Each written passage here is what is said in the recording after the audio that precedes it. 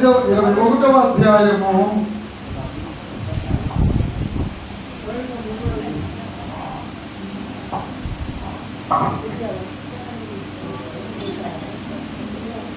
2వ వచనం చదవండి. నేను నూతనమైన అమ్మాయి కట్ చేసి ఇక్కడి నుంచి మళ్ళీ నూతనమైన యెరూషలేము అను ఆ పరిశుద్ధ పట్టణము తన భర్త కొరకు అలంకరింపబడిన పెళ్లి కుమార్తె వలె ఏ పడి సిద్ధపడా పైన పడా ఫ్యామిలీ పడా గోతుల పడా సిద్ధపడా ఎవరైనా వర్గాలు అడుగుతావు సిద్ధపడి సిద్ధపడి సిద్ధపడి చదువుకుంటుంది అందరంటే అదే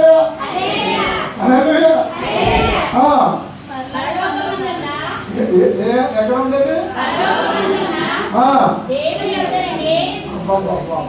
దేవుని యొద్ద నుండి ఎవరికి వస్తున్నారు? పెళ్లి కుమార్తె వలె సిద్ధపడి పరలోకమందున్న దేవుని యొద్ద నుండి దిగి వచ్చుట. మీరు అనుకోవచ్చు ఇక్కడ ఎవరు ఏంటి కూర్చుని మీకే వేస్తున్నాను, ఒక్కొక్కరికి 1000 రూపాయలు పోమని చెప్తాను. రెడీ. తన భర్త కొరకు అలంకరింపబడిన పెళ్లి కుమార్తె వలె పుచ్చుకు ఏమంటారు మీరు? అది సంఘం అంటారు. అవునా? హల్లెలూయా. అందుకే జాగ్రత్త. పరమందునొక జన్మ నరయందు మరు జన్మ, పరమందు ఒక జన్మ నరయందు మరు జన్మ. ఆశిస్తుందా? శుభ్రమును చాలు పొందవే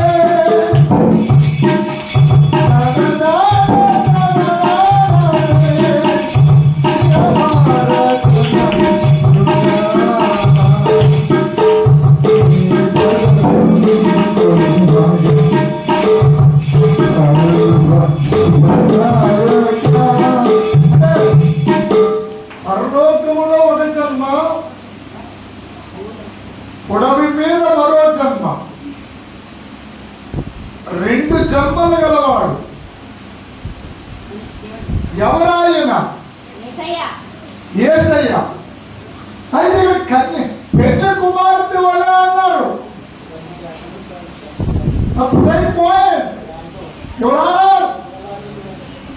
ఎవరి పెద్ద కుమార్తె వలె? నో, సంఘం కోసం వస్తున్నాడమ్మా. వధువు సంఘం భూమి మీద ఉంది.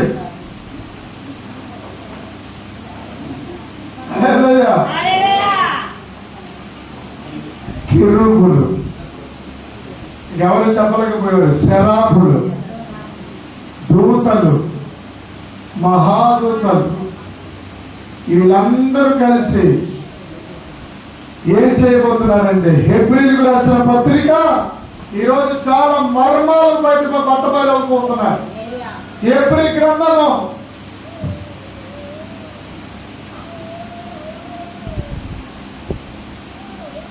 1వ అధ్యాయము 6వ లేఖనం చదవండి. సైలెంట్గా ఉండాలా?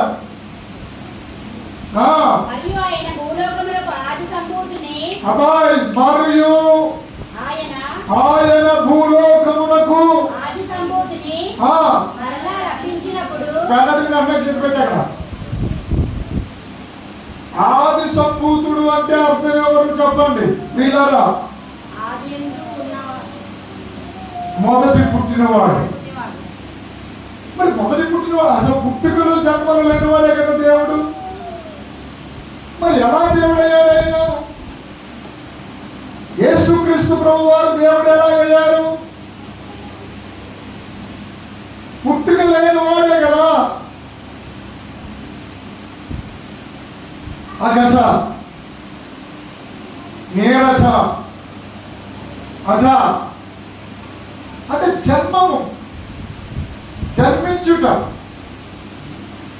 దేవుని యొక్క మహిమోన్నతమైనటువంటి కుమారుని యొక్క భార్యగా తీర్చిదిద్దబడడానికి భూమి పైన ఒక అందమైన పెళ్లి కుమార్తెను దేవుడు సిద్ధపాటు చేసుకుంటూ వచ్చాడు. సిద్ధపడుతుందంట. కానీ ఈ మాట మీకు ఎక్కడ చూపిస్తాను, నేను అది కూడా చూపిస్తాను.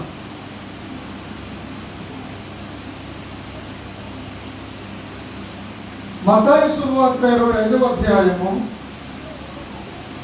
1వ లేఖనం చదవండి. అదిగో ఏ రాజ్యం? నా యేసు రాజ్యము అందమైన రాజ్యము, అందులో హల్లెలూయా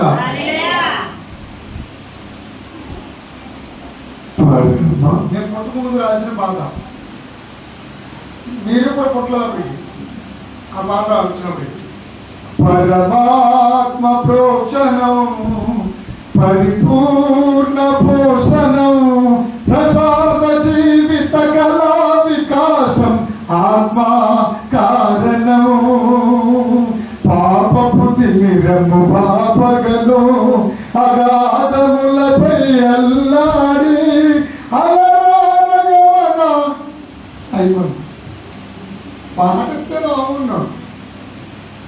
హరించిన మన ఆత్మ తండ్రి కుమారుల పరిశుద్ధాత్మ తనునాని పాపపు తిమిరము పాపగను. ఏది తిమిరము అంటే అనుభవము, మనిషికి ఉన్నటువంటి చిస్స ఇచ్చ, మనుష మనిషి యొక్క మస్తిష్కములో పుట్టే మనోవాంఛ, దానికి వేరే కోరిక అని ముందు చెప్పింది. ఆశలు కూడా. దేవుడికి కనుకోగలరు చెప్పండి. నేను ఈ వాక్యం ఎందుకు చెప్పమన్నారో చెప్తా. సర్వసాధారణంగా పరిశుద్ధాత్మ దేవుడు నీతో చెప్పే మాట ఏంటంటే, స్త్రీకి అలంకరణ, కేశ అలంకరణ ఆశ ఎక్కువ. కేశాలంకరణ అంటే కేశవులు అంటే వెంట్రుకలు. ఏ స్త్రీ అయినా సరే కేశాలంకరణ. ఒక ఆవిడ మన మామూలు 5 ఉదాహరణ ఉంటాయి. అదే అవునే కదా. ఇంకొక ఆవిడ చెప్తాంటే ఎదురు వచ్చిన తల్లని అలా అంటారంటే, ఇలాగో పాయిపోతావు, ఇలాగో పాయిపోతావు. స్తోత్రం చెప్పండి గట్టిగా. అలంకరణ చాలా ఇష్టము స్త్రీకి. ఎవరు బాబు చెప్పాలి పెద్దలు? స్త్రీకి అలంకరణ బాగా ఇష్టము. అది ఎక్కడ ఎప్పుడు పరాకాష్ఠ సంపూర్ణం అవుతుంది?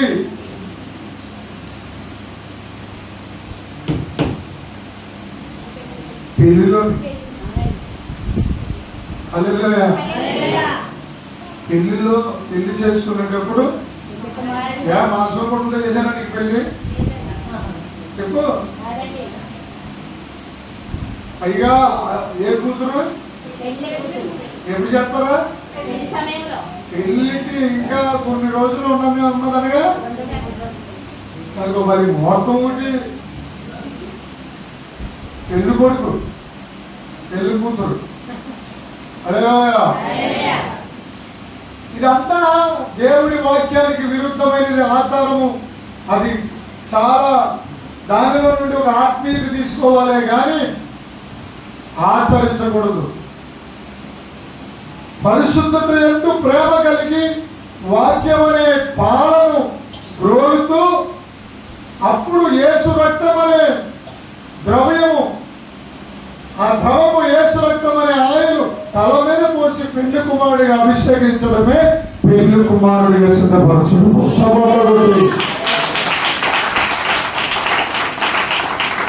దేవుడు మన కొరకు పరిశుద్ధముగా సిద్ధపరిచిన పరిశుద్ధత అనే తార్కాణానికి మూలమైనటువంటి ఆధారం ఏదైనా ఉందంటే భూమి మీద తెల్లని వస్త్రములు. హల్లెలూయా. అందుకే ఉండబోతు ఇవాళ ఆ తెల్లని వస్త్రాలు ఇంకొకటి వచ్చేసాయి ఇవాళ మీకు బాగా గుర్తుకొండుకోవడానికి. తెల్లని వస్త్రాలు ధరించాలి. తెల్లని వస్త్రము ఆ పెళ్లి కుమారుని సాదృశ్యము. అంటే వెళ్ళిపోవడానికి, కలిసిపోవడానికి. అనంతరండి మాట్లాడాలి. కొంతమంది అన్నారు, అందరూ అనలేదు.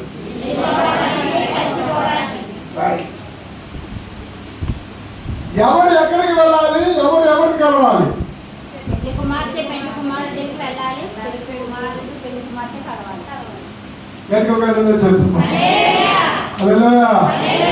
దాని పేరే అద్భుత ప్రపంచము, మహిమ ప్రపంచము.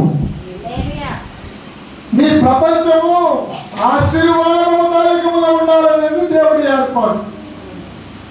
సాయం లేకుండా సొంతలో చూసి చెప్పండి, కంగారు పడకండి.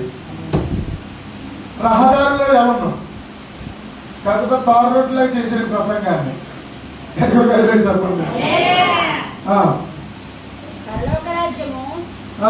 తమ దివిటీలు పట్టుకొని పెళ్లి కుమారుని ఎదుర్కొనుటకు, ఏ కుమారునండి? పెళ్లి కుమారుని ఎదుర్కొనుటకు బయలుదేరిన 10 మంది కన్యకలను. ఎంతమంది అండి? 10 మంది కన్యకలు. ఈ 10 అనే మాట మనం ఒక చోట వింటామన్నా. అపోస్తుల కార్యములు అగ్ని దిగి వచ్చిన రోజు ఎప్పుడు? 10వ రోజున దశమాంసమున. దశమాంసం అని అన్నం తప్ప మాంసము అని అన్నది. మాంసము వేరు, మాంసము వేరు. మాంసము అంటే కాలము, మాంసము అంటే తినేసేది. అదే ఎక్కడికి వెళ్ళలేదు చెప్పండి.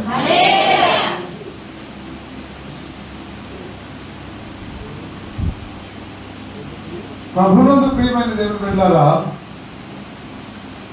10వ రోజున అందరూ ఏకాత్మతో నింపబడి ఉన్న ఏక మనస్సుతో ఉండగా అపోస్తుల గారు 2వ అధ్యాయములో దేవుని అగ్ని జ్వాలల వంటి నాలుగులు విభాగింపబడి ఒక్కొక్కరి మీదకి వ్రాలగా పరిశుద్ధాత్మ పూర్ణులయ్యింది.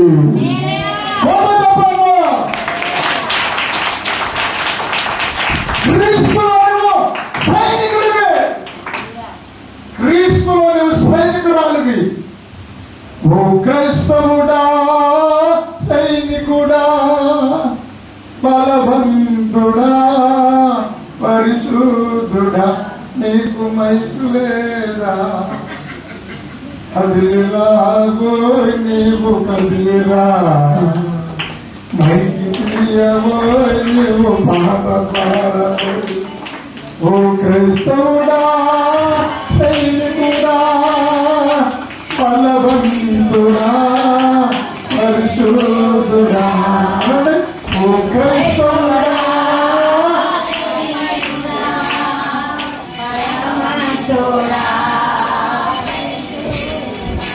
అంటే ఓ సైనికుడా, ఓ క్రైస్తవుడా, సైనికుడు నీవు. సైనికుడా అంటే సైనికుడు ఎవరంటారండి? యుద్ధ రంగంలో ముందుకు దూసుకుపోయేవాడు. తర్వాత బలవంతుడా, పరిశుద్ధుడా అంటే బలమైన విశ్వాసం. కదాక నిత్యము నిలిచి జీవను కొండవలే ఉండే విశ్వాసం. ఈ విశ్వాసం ఎలా ఉంది చెప్పండి. హల్లెలూయా. ఈ విశ్వాసం పేడలా ఉండకూడదా, పండగలా ఉండాలి. హల్లెలూయా. కాసేపు మా చిన్నప్పుడు పడతాం, పోతున్నా రామచులక ఇలా పక్క నుంచి ఒకడు తెల్లద్దు పోలద్దు ఈ కథలొద్దమ్మా. హల్లెలూయా. ఈ ఆటలొద్దు చాలు. హల్లెలూయా. రాజుగారు రెడీ అయిపోతున్నారు. పరలోకంలో భూమి మీద రాణి రెడీ అయిపోయింది. రాణి రెడీ అయిందో మీకు చూపించి ముగిస్తాను కదా. 10 మంది కన్యకలను పోలి ఉన్నది. వీరిలో 5 బుద్ధి లేని వారు, 5 బుద్ధి గలవారు. ఈ 5 అనే అంశము చాలా పెద్ద ప్రసంగం. నా ప్రసంగం ఇది కాదు, ఈ 2 సార్లు విన్నారు. ఈ 10 మంది కన్యకులు బద్దలు కొట్టబడ్డారు. అది కావాలి.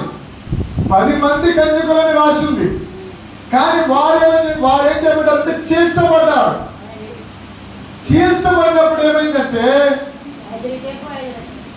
ఎలా చీల్చాడు? నూనె ఉన్న వారిని పక్కకు పెట్టాడు, లేని వారిని పక్కకి పెట్టాడు. దీంట్లో కొంతమంది లేని వాళ్ళేమో దాంట్లో రాలేదు, నూనె ఉన్న వాళ్ళు కొంతమంది ఏమో దీంట్లోకి రాలేదు. నా దేవుడు క్రమం అంత గట్టిగా ఉంటుంది. చాలా మందికి యేసయ్య 2వ రాకడంటే మంచిది తాగేసినంత సులువుగా ఉంది. మీరు ఎవరైనా చూడండి, ఈ రోజు ఉదయకాలము TV9 కానీ NTV కానీ తర్వాత HMTV కానీ మీరు చూస్తే 3వ ప్రపంచ యుద్ధానికి Iran, Iraq, Russia, Ukraine, Israel రెడీగా 3వ ప్రపంచ యుద్ధానికి సన్నద్ధమవుతున్నాయి.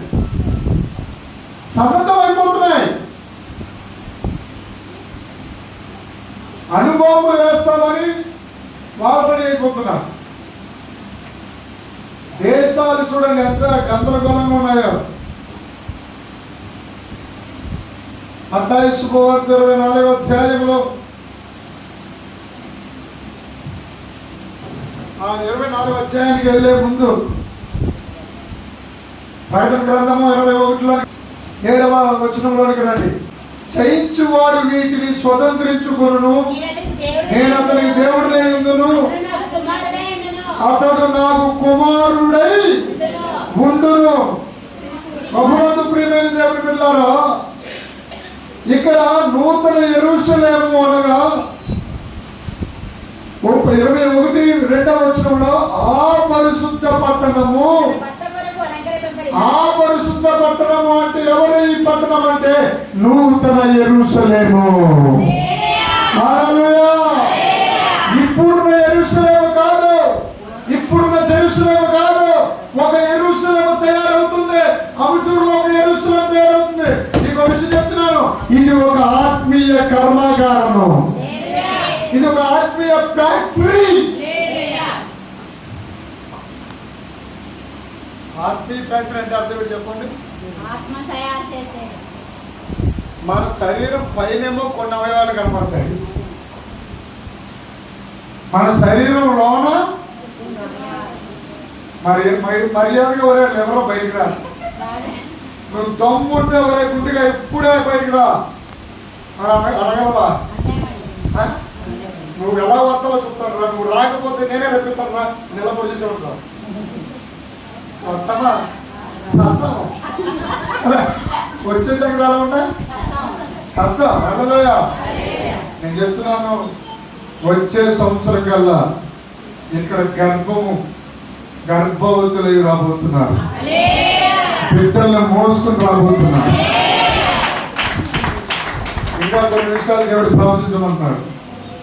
హల్లెలూయా. కన్నీరు తుడిచే పరిశుద్ధాత్మ దేవుడు ఉండే చోటుకు నువ్వు వచ్చావు. చదవమ్మా. నాటువాడులోనైనా నీళ్లు పోయేవాడు అమ్మా దావేశావు అక్కడ. కాబట్టి నాటువాడును వాళ్ళలోనైనా నీళ్లు పోయి వాళ్ళైనా ఏమీ లేదు. నా బైబిల్ ఎలా రాస్తుందో నేను చదువుతాను. నాటువాడును నీళ్లు పోయేవాడును ఒక్కటే. నాటేవాడు అంటే సువార్త ప్రకటించేవాడు. నీకెవరో ఒకరు ఉంటారు ఆత్మీయ తండ్రి, నీకెవరో ఒకరు బోధిస్తారు వాక్యము, బాప్తిజం తీసుకుంటావు, రక్షించబడుతున్నావు, మందిరానికి వెళ్తున్నావు. అదే సమయంలో ప్రవక్త ఉన్నాడు, పోయేవాడు, నీళ్లు పోయేవాడు ఒక్కటే. ప్రతి వాడు ఏంటండి ప్రతి వాడును అందరూ అంటారంటారా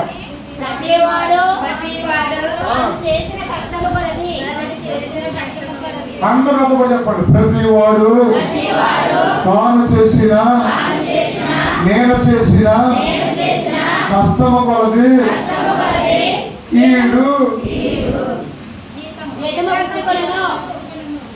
నష్టము అవమానము బాధ రోగము మరణము అలా రాస్తుంది అక్కడ. జీతం ఇప్పుడు చెప్పండి, మీకు జీతం ఇస్తాను ఓహో అన్నాను అనుకోండి, నిజంగా జీతం ఇస్తున్నాను అని ఇలాగ నెలసరి జీతం ఇస్తున్నాను అన్నప్పుడు జీతాలు తీసుకున్న వాళ్ళకి ఎలా ఉంటుంది? పైగా చెప్తున్నాను పని ఏమన్నారు? కష్టం అంటే ఏంటమ్మా? పనిచేయడం. హల్లెలూయా. ఇప్పుడు కష్టపడే వాళ్ళకి జంతు తీసుకోవడం బాధ్యత ధర్మమే కదా? ఏమంటే ధర్మమే. హల్లెలూయా. చెప్పండి చెప్పండి చెప్పండి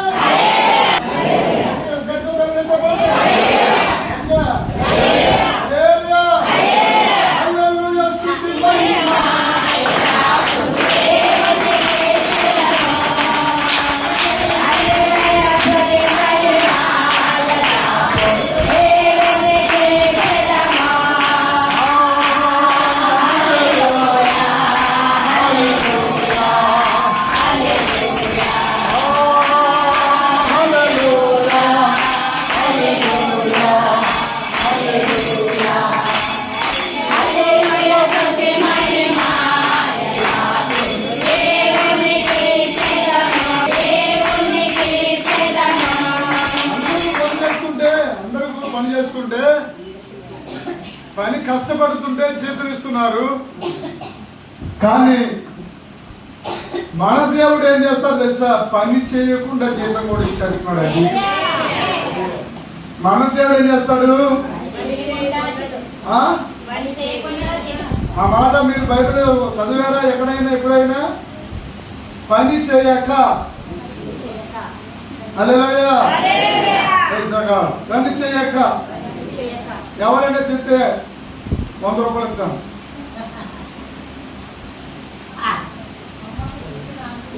ఎక్కడ అవన్నీ ఇది నాది ఒకటే కాబట్టి దేవుడు అనుకోండి. రోమా పత్రిక రుణమే కానీ దానమని ఎంచబడదు. పని చేయక ఏమన్నారు? రోమిలకు రాసిన పత్రిక అధ్యాయం చెప్పాలండి. రోమిలకు రాసిన పత్రిక అది ఒకటిగా చెప్పారు, చూసుకోండి. మీ పనులతో పని చేయక ఆయనకి ఎదిగింది. మీరు చెప్పండి, ఏ ఊర్లో అయినా ఏ రైతైనా పని చేయకుండా చెతిపించుకోవడం అనుకుంటే చెప్పండి, నేనే లారీ కట్టించి దిగవుతాను జనాలు.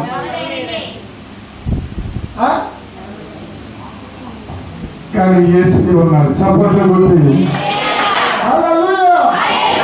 మీరు ఎంతమంది ఉన్నారు? అంతమంది యూట్యూబ్ లో శబ్దం వినపడాలి. ఓ క్రీస్తు మహారాజుకి, ఓ క్రీస్తు మహారాజుకి. మీకు రోజు దేవుడు కృప కృప తృప్తి ఇచ్చుగాక. ఆమేన్. ఇప్పుడు 11వ వచనంలోకి వచ్చేయండి. 11వ చదువు.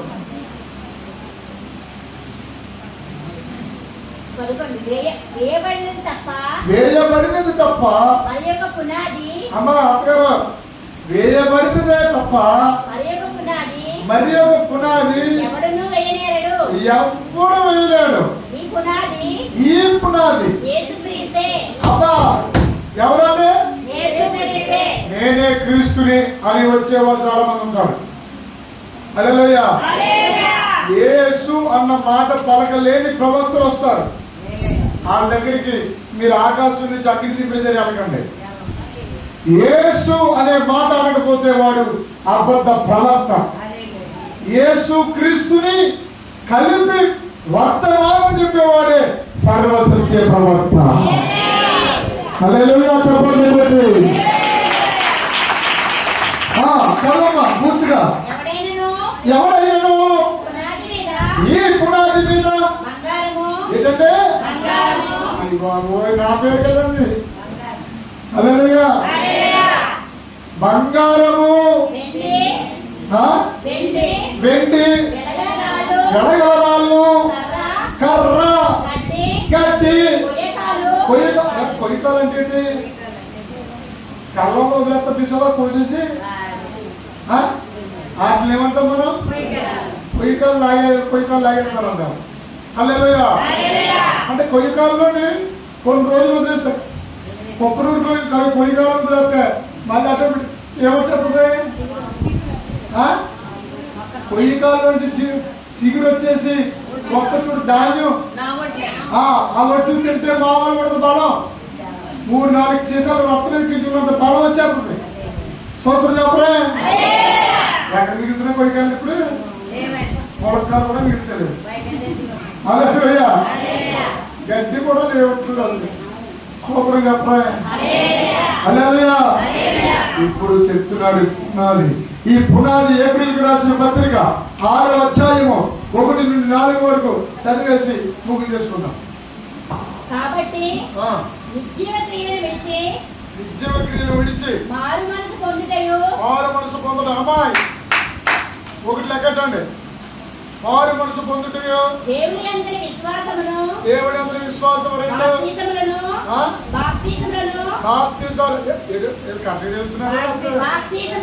మళ్ళీ మీ బైబిల్ ఏమంటే ఆ బైబిల్ చూసుకోమన్నాం. బాప్తిజం అని ఉందా? బాప్తిజం లను ఉందా? లను ఉందా? అయితే కింద పెట్టే మరి. హల్లెలూయా. బాప్తిజాలు ఎన్ని బాప్తిజాలు? ఒకటి నీటి బాప్తిజం. హల్లెలూయా. చదవమ్మా. బోధయు, హస్త నిక్షేపణ, మృతుల పునరుద్ధానమును, నిత్య తీర్పు. నా వైపు చూడాలి. అందరూ తలపై ఎత్తాలి. హల్లెలూయా. చిరగొత్తున్న మొగలందరూ గట్టిగా చెప్పండి. అంటే ఆనందంగా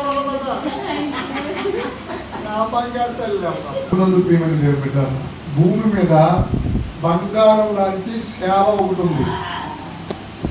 బంగారము దేనితో పోల్చాడంటే ప్రవక్తల, అపోస్తుల సేవ. హల్లెలూయా. తర్వాత వెండి సేవ. వెండి మెరిసిపోతుంది. సువార్త సేవ. ఏంటి? తర్వాత వెండి తర్వాత ఏముంది అక్కడ? వెలగల రాళ్ళు, కెంపు,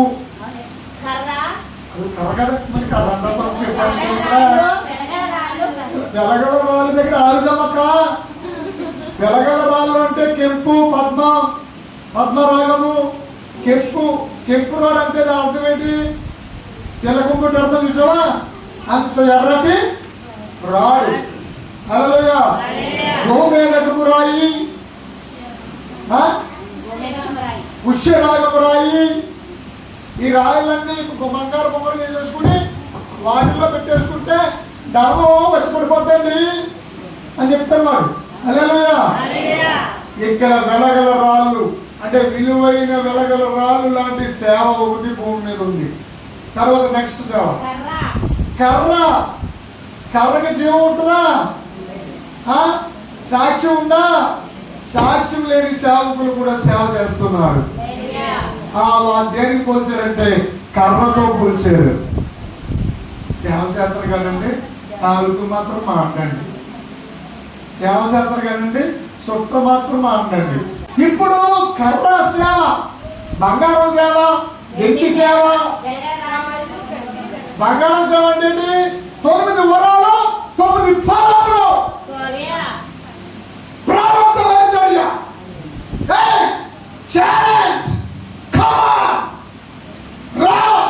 నేను ఏలియాని ఎలా మారుదని చూస్తాను రా, ఎలా మారుదని చూస్తాను రా, ఎలా నీ అప్పు నేరుగా చూస్తాను రా, నువ్వు రా. 9 బుధవారాలు అభిషేకం వచ్చేస్తుంది. నీ అప్పుడు ఎత్తుకుని పోతే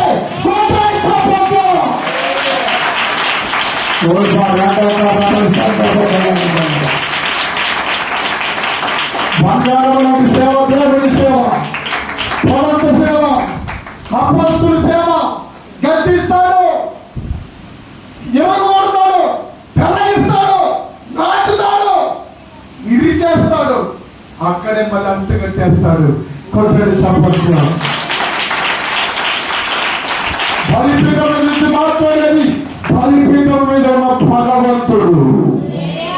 భగవంతుడు ప్రత్యక్షమై భగవంతుడు మండుతున్న అగ్ని జ్వాలములను ఆయనే. సూర్యుడిని, చంద్రుడిని, పంచభూతాలను సృష్టించిన వాడు దేవుడు. ఆ దేవుడిని అనాదిగా విడిచిపెట్టాడు, అప్పులతో విడిచిపెట్టాడు, అక్రమాలతో విడిచిపెట్టాడు, అతిక్రమాలతో విడిచిపెట్టాడు, అన్యాయంతో విడిచిపెట్టాడు, అపనిందాలతో విడిచిపెట్టాడు. నీ మీద దేవుని కళ్ళు దృష్టి చాలా ప్రేమతో ఉంది. అందుకే ముందుగా నేను ఏమని పిలుస్తారో తెలుసా? బాగా ప్రేమికైపోతే ఏమని పిలుస్తో చెప్పండి. మాకు అసలు తెలుసా? అన్నంత అమాయకంగా పెట్టారు మీరు. పెళ్ళైన మొత్తంలో కనీసం పిల్లలు నీ ఆయన బంగారం ఏమండి ఏ గారు నువ్వు అమ్మాయి అలాగాని కానీ నీకు రెక్కలు వచ్చేస్తాయి. బంగారం అని మీ ఆయన అనగానే రెక్కలు అలా జరిపి చేసుకుని ఇంకా అందరూ టీ కాస్తున్నావు, కాఫీ కాస్తున్నావు, టీ పొడుము కాఫీ పొడుము 2 కలిసి కాసేస్తున్నావా? చూపు చెప్పండి మాట గట్టి ఏం పర్లేదంటే మీరు ఎంత పాపం చేసినా కృప ఉంది, పర్వాలేదు. నెలకు ఒకసారి బలిపీఠం దగ్గర వచ్చేసి గొల్లుమని ఏడ్చేసి గొల్లుమని చేతులు ఎత్తేసి నోరు అలాగా కప్పలా చేసేసి అలాగే అబద్ధాలు రొట్టి కుక్క వేసేసుకుని దాని తర్వాత మింగేసి నా బాబాలన్నీ దోషాలని కడిగా అంటే పర్వాలు చేస్తారని చేసి గట్టి సేవ. ఇంకోటి ఏ కాలు వీళ్ళు ఏం చేస్తారంటే పాపం చేస్తూనే ఉంటారు, పక్క పక్కన ఇస్తూనే ఉంటారు. ఓ పక్క నుంచేమో పాపం మానరు, ఓ పక్క నుంచేమో ప్రార్థన మానరు, ఓ పక్క నుంచేమో దశపై ఇవ్వాలని మనసు వస్తుంది కానీ ఇవ్వలేరు, ఓ పక్క నుంచేమో తెల్ల బట్టలు తీసుకోవాలనుకుంటుంది కానీ మా ఆయన చూస్తారండి. అందుకోసమే తెల్లచీర మానేసానండి అయ్యారండి. మెల్లగా మా ఆయన మానేసారు, తెల్లచీర కొడుకుంటారండి. చేస్తాగలయ్యా ఏ విశ్వాసం విశ్వాసం కొట్టినా చచ్చినా చంపినా సరే విశ్వాసంతో ముందుకు దూసుకుపోయేది అసంచల విశ్వాసం, విశ్వాసం. ఎవరు భర్తలు అయితే వదిలేసి వెళ్ళిపోయారో, ఎవరు కొడుకులు అయితే వదిలేసి వెళ్ళిపోయారో, ఎవరు కూతురు అయితే అలిగి వెళ్ళిపోయారో, ఎవరు భార్యలు అయితే అలిగి వెళ్ళిపోయారో వాళ్ళు మళ్ళా వచ్చే నెల ఇదే తారీఖుల్లో ఇక్కడ జాతర కూర్చోబోతున్నారంటే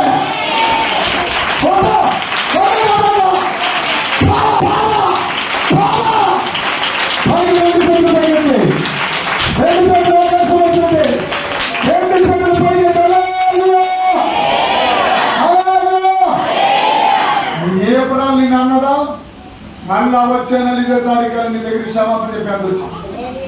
బియ్యంకుడు నిన్నెవరన్నాడా? నిన్నెవరైనా అన్నారా? ప్రవక్తలు చెప్తున్నాను, నీ ఒంటిలో రక్తం తక్కువ ఉందని చెప్పారా? నీ శరీరంలో నీ గుండెకాయ నీరసంగా కొట్టుకుంటుందా? లేకపోతే నీ యొక్క కాళ్ళు వాసిపోయినాయా? ఎక్కువ ప్రయాణం చేస్తుంటే చాలా మంది కాళ్ళు వాసిపోయే అలవాటు ఉంటాయి. కానీ ఇదిగో నీ లివరు, నీ కిడ్నీ విడుదల పరుస్తున్నాను ఇప్పుడే. ఆల్బా రెండాక సత్రమా సొడ్రికి నిఖాలంతరమా. హల్లెలూయా. ఆమేన్. నూతనంగా మారిపోతుంది అవయవాలు. నా యేసు మార్చేస్తాడు. నా యేసు క్రీస్తు ప్రభు వారు ఇక్కడ సంతరిస్తున్నారు. హల్లెలూయా. ఆమేన్. చూడండి, తర్వాత కొయ్యకాలు అంటే ఏంటి తెలుసా? త్వరగా అది ఆహారము రాదు. దానికి ఎవడైనా పిండేస్తాడా? చెప్పండిలా, పిండేస్తాడా? దానికి వెళ్ళిపోయి కింద మంచి కట్టి నీళ్ళు వేస్తాడా? దాని వైపు ఎవడైనా చూస్తాడా? పట్టి చూడడా? అలాంటి సేవ కూడా ఉంది ఈ భూమి మీద. కానీ ఏం జరుగుతుందో తెలుసా? దేవుని బిడ్డలు చాలా మంది జాగ్రత్తగా ఉన్నారు. ఇప్పుడు చదువు అసలైంది.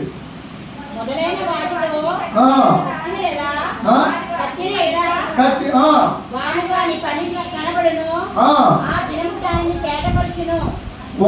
వాని పని కనబడును, తేటపరచును.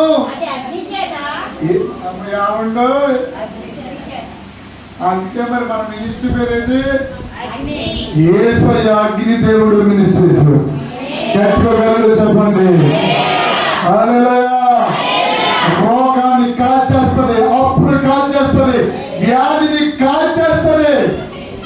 నీ పిడికిలు పైకెత్తి వస్తున్నాయి కొడుకా. ఏంటి? నీ పిడికిలు పైకెత్తుతావు కొడుకా. నీ పిడికిలు పైకెత్తుతావు కూతురు. అసలు పిడికిలో లేనట్టుగా చేస్తాను.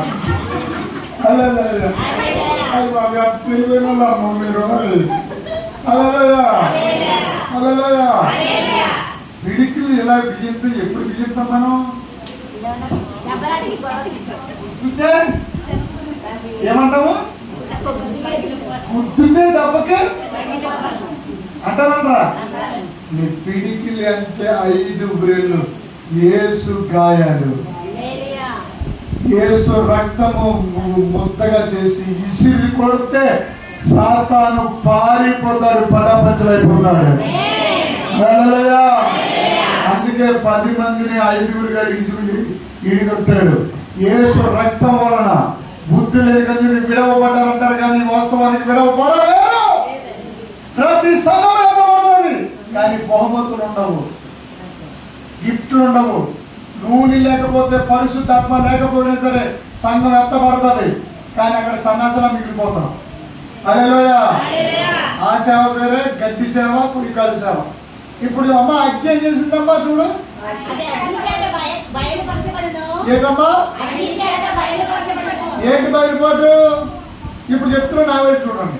బంగారాన్ని, వెండిని, నలగవరాళ్ళు, ఈ అన్నాటిని వెళ్ళినప్పుడు అగ్గి, ఈ అగ్గి కాల్చేసి మామూలుగా చేయదు. ఇప్పుడు ఒక ఇల్లు అంటిపోయింది అనుకోండి, ఆ ఇంట్లో బీరువాలో బంగారం పెట్టుకున్నాను. హల్లెలూయా. ఇల్లంతా అంటిపోయినా సరే బంగారం కరిగిపోయి ముద్దయిపోయి అక్కడే ఉంది. కానీ బంగారం అంతా ఎక్కడికి పోదు. హల్లెలూయా. పోనీ నువ్వు భూమిలో పాడేసి 100 సంవత్సరాల తర్వాత చూసినా సరే బంగారానికి తుప్పు పట్టదు. హల్లెలూయా. అదే అపోస్తుల కార్యము 2వ అధ్యాయంలో చెప్పబడిన సువార్త. హల్లెలూయా. ఎబ్రీయులకు రాసిన పత్రిక 6వ అధ్యాయంలో చెప్పబడిన పునాది. హల్లెలూయా. ఇప్పుడు చెప్తున్నాను మీకు, ఎవరైనా అన్య భాషలు పలకకుండా జీవితాన్ని వెళ్ళపుచ్చుకున్నారా, రేపొద్దుట బంగారం అనే సేవలోనికి రాకుండా దెబ్బతింటారు. జాగ్రత్తగా ఉండండి. హల్లెలూయా. ఆమేన్.